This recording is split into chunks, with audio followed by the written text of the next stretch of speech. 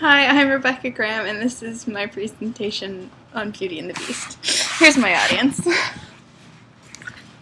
This is Rebecca, with the, Queens of Princess of Arendelle, Anna, Queen of Arendelle, Elsa, Frank, Rihanna, Dylan, the Hummer in the corner. And here we go. No, because you can't see my visuals. But you can see my dog. So, hi guys. Hi. Have you guys ever been to the movies before? Yes. Heck yeah. That's good to know. Because we're going to talk about a movie that I love. And I hope you love it with me by the end. Or at least want to watch it. So here we go. The movie is Beauty and the Beast. It's one of my favorite cartoons from my childhood because even though I've seen it 100 times, it still captures my attention with its majestic beauty. I have a great story of why I think it's so beautiful because they released the Blu-ray and I didn't know a cartoon could look that beautiful. My sister and I actually had to stop playing our game and watch the movie because it's like watching it all over for the first time. The first time you see it, you're 6. You're like 21 the next time you see it, and you're like, holy crap, that's awesome. So, as you can tell, I pretty much love cartoons. I love them so much I decided to make them my life. I'm going to school to be an animator, so I have a unique perspective on being able to, or when I watch cartoons now, not just for the love of them, for the technical aspects, and Beauty and the Beast is good on that account as well. So here we go.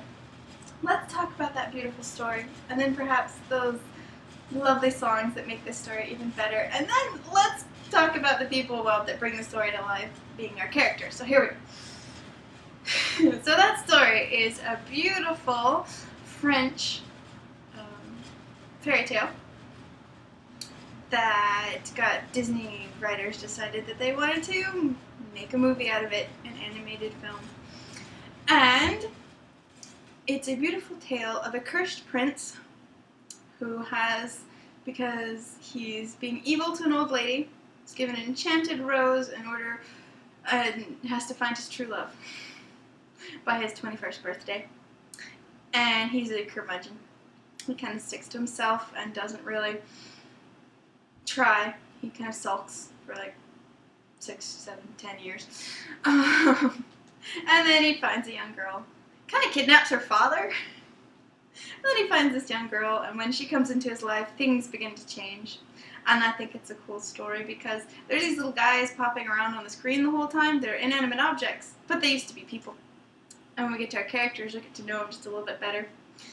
They help us all the way through our story. Because, of course, we got to have the perfect points of a bad guy, and we've got to hit all of those story points. And let's move on to how we do that somewhat, because the music very much helps. Because, of course, it's musical. And it's got catchy songs that make you get up and dance, like Be Our Guest, Be Our Guest, Be Our Guest, put our service to the test. And, of course, our cups and everything are alive, so that's cool. And as well as lovely songs about love and, Tale as Old as Time, where there's a beautiful chandelier, and I think that's where the animation truly, you start to see the technical aspects of it come to life, because it looks 3D, it looks real at some points. It's a cartoon, but it still starts to look real to you, or at least to me.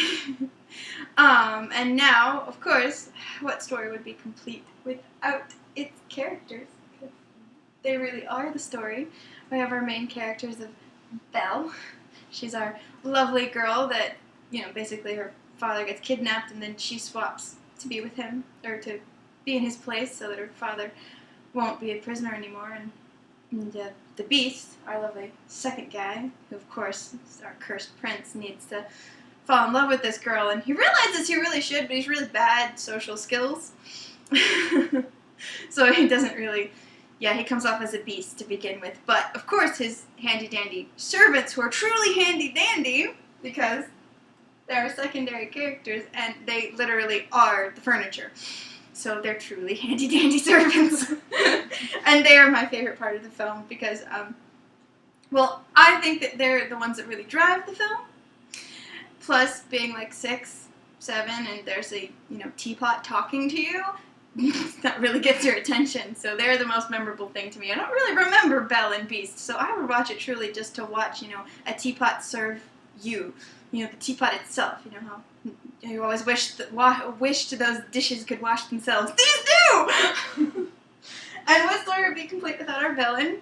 He's not entirely evil like most villains. He's really just a bully and a coward. He's in a small town in France, and he's the best they got, so he thinks he's all that.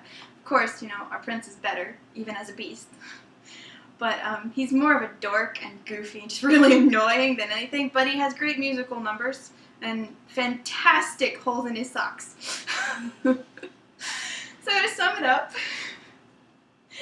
it's a beautiful love story that it teaches you a lot about respecting your surroundings and your station and having respect for those below your station as well as above your station. And then again, beautiful love story. It's got wonderful music that helps bounce us along to everything, as well as those characters that just, well, why would we just watch scenery flying by if not for characters? We wouldn't really have a story. So here we go in. It is one of the most majestic cartoons that I know that, once again, still grabs and holds my attention every time I watch it, and I watch it a little too often. So, grab some popcorn and turn off the lights and sit down and watch the movie. Oh, that's right, my audience, they stayed! Bravo. Still here! Not like the princesses would really go anywhere.